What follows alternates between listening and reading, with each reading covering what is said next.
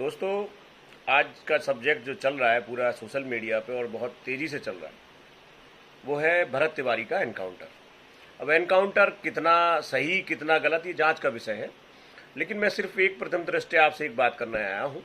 और बात ये है कि अगर भरत तिवारी की जगह उसका नाम इमरान खान होता तो क्या ये चर्चा जो सोशल मीडिया पे हो रही है वो होती भी? ये सब से आपसे प्रश्न है। मैं सिर्फ एक आपसे रिक्वेस्ट कर रहा हूं कि गलत को गलत बोलना सीखिए। जब भी हम कोई फेक एनकाउंटर देखते हैं, हमारा खून खोलना चाहिए। जैसे अभी खोल रहा है कि अगर उसने गन फेंक दी थी तो फिर क्यों मारा आपने उसे। तो ऐसे ही हमें यह भी समझना है कि कभी किसी अपराधी को पकड़ते हो तो उसको गोली ही क्यों मार देते हो।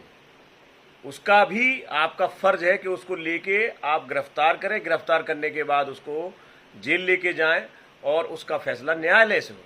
लेकिन अगर एनकाउंटर वो किसी मुस्लिम का होता है और आप उसको मूक सहमति दे देते, यानी खामोश रह जाते हो, कुछ बोलते नहीं हो, तो इससे स्पष्ट हो जाता है कि आप अन्याय का समर्थन कर रहे हैं। भले उसके आपके एंगल में वो दिख रहा हो कि मियाँ है, लेकिन वो एक अन्याय का समर्थन आप पुलिस का कर रहे हो। तो आपको और हमें ये समझना पड़ेगा कि मैं पुलिस खराब नहीं है, लेकिन जो सत्ताएं जब उसको ऑपरेट करने लगती हैं तो कई बार पुलिस गड़बड़ा जाती है। साधारण सी बात यह है कि गलत को गलत कहना सीखिए। धर्म के एंगल से, जाति के एंगल से अगर आप किसी भी एनकाउंटर को देखेंगे, बिल्कुल गलत होगा और सीधा हमारा संविधान का नियम है उसको आपको फॉलो करवाना होगा, बजाय इसके कि ये मुसलमान है और अगर इसका एनकाउंटर हो गया तो ठीक हो गया।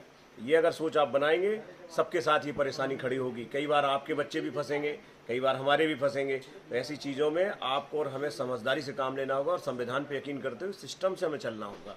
एनकाउंटर को कभी भी किसी के जायज़ नहीं ठहराया जा सकता।